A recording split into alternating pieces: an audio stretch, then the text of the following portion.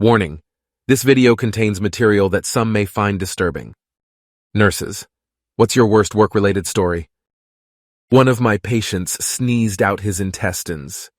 He had a hernia so severe the skin had stretched to the breaking point. All it took was a sudden increase in abdominal pressure, and bam! He had multiple surgeries to repair the hernia in the past that all failed. He came into the hospital looking like he had swallowed a basketball. The skin around his belly was very thin and damaged, so all it took was a sneeze to rip the skin, and all of his bowels came shooting out. Not a single loop of bowel, basically all of it, since he had little support in there at all to keep them in place. He survived the initial trauma, since evisceration is not as immediately fatal as it may look if the bowel is undamaged, but I think he had a very poor long-term prognosis. Labor nurse here. A 36-year-old female patient had been diagnosed with stage 4 ovarian cancer in her 8th week of pregnancy. She and her husband had been trying for a baby for 10 years. She was advised to terminate the pregnancy to pursue aggressive treatment. Of course, she refused. She was induced at 32 weeks, and her entire abdomen was overcome with malignant tumors by this time. The cancer had also spread to her lungs and bones.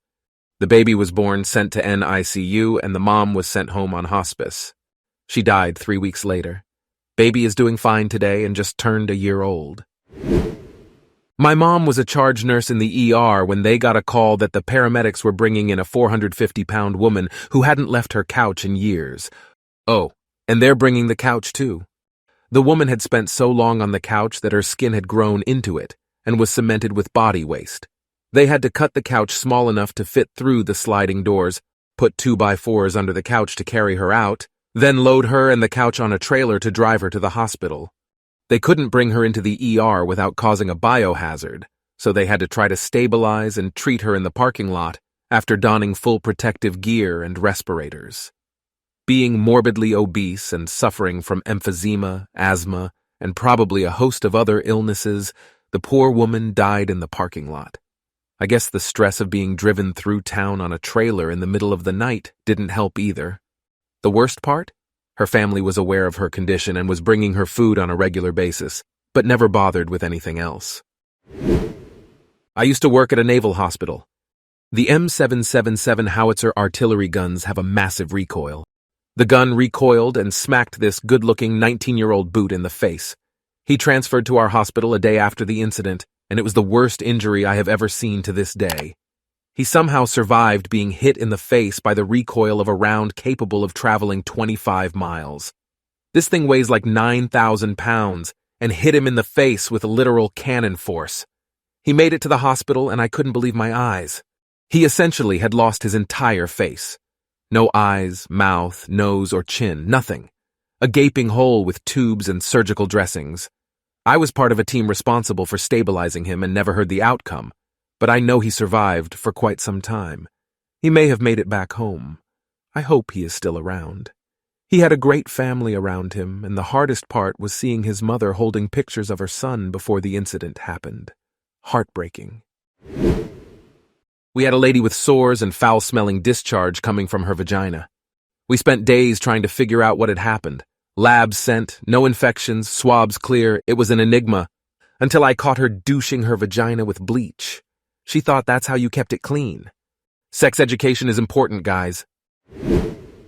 I was a nurse for 25 years. I have way too many stories. There was the farmer who had his legs and penis pulled off his hips and groin when he fell into some sort of thresher. He never lost consciousness until he went to surgery and rarely asked for pain meds. He was calm, collected, and motivated to move on the entire time he was on the unit and afterward. One of the most stoic and brave persons I've ever met. He and his wife would bring us food a few times a year. One night, a butane truck exploded in Eagle Pass, Texas. We had to move out the entire unit to receive 9 badly burned people. 7 were dead within a few days, and another one died after about 2 weeks. A 14-year-old boy had bad 2nd and 3rd degree burns over most of his body. He fought and fought for 2 months despite the horrible pain. But one day he told a doctor, "I give up," and he died a few days after that. He refused to cooperate with treatment, eat anything, or even say anything. I think he willed himself to die. That one has really stuck with me through the years. His name was Manuel. I watched way too many young people, not much younger than me at the time, die in truly horrible ways. Things I've helped remove from grown men's penis: Lego lightsaber, baby carrot, plastic spoon, small circular magnets, purple crayon, golf pencil. And I've only been in emergency medicine for 6 years. I once sent a man from the ER to the operating room to have 14 inches of a pool noodle removed from his ass. Yep, a big-ass pool noodle. He cut it, but apparently 14 inches was too short. Edit. It's not the same man, all different. I once had a patient who was suffering from an addiction to alcohol and cocaine. He had snorted so much cocaine that his entire nose was gone. The amount of nose you see on a skull was the same amount that he had left.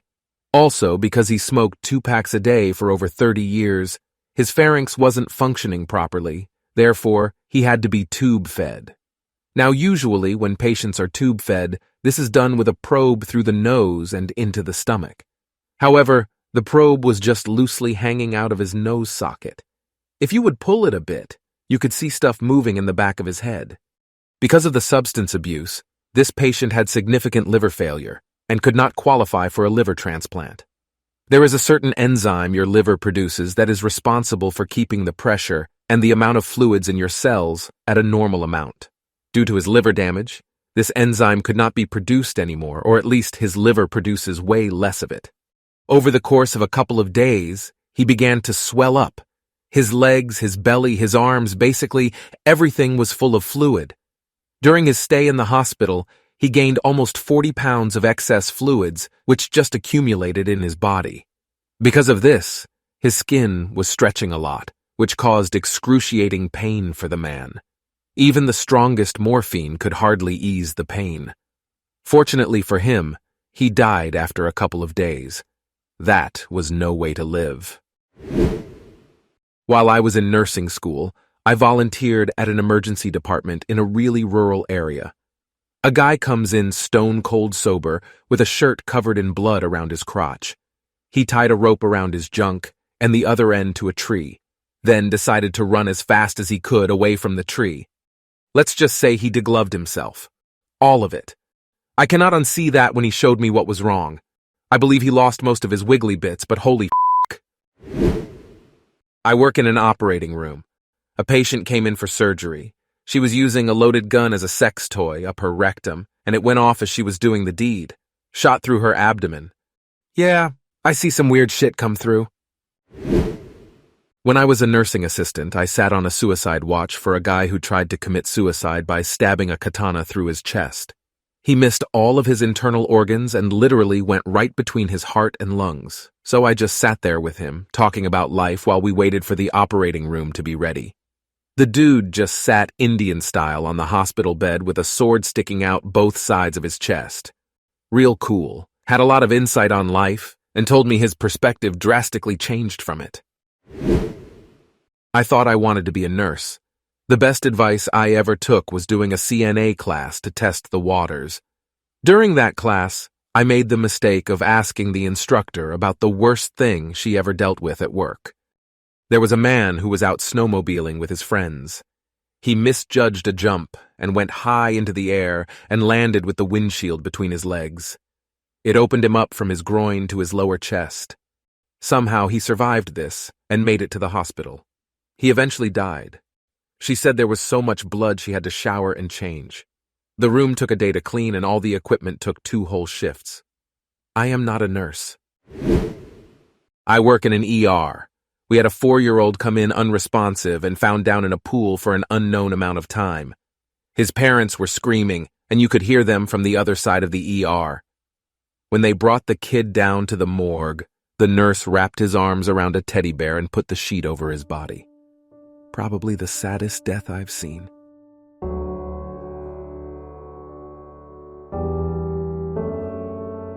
And that concludes part 2 of the craziest hospital stories from nurses.